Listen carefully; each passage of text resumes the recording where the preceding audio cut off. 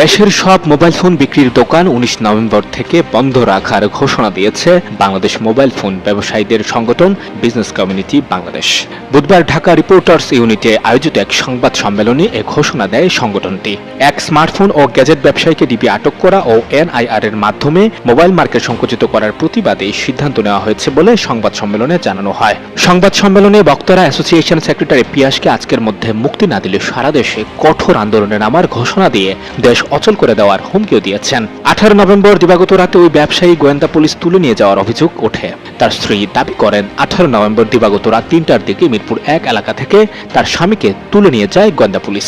এ সময় ডিবি সদস্যরা তার স্বামীর মোবাইল ফোনটিও জব্দ করে বলে জানান তিনি। প্রসঙ্গত অনিবন্ধিত স্মার্টফোনের ব্যবহার রোধ ও টেলিযোগাযোগ খাতে নিরাপত্তা নিশ্চিত করতে 16 ডিসেম্বর থেকে ন্যাশনাল ইকুইপমেন্ট আইডেন্টিটি রেজিস্টার ব্যবস্থা চালু করার পরিকল্পনার কথা জানিয়েছে অন্তর্বর্তী সরকার।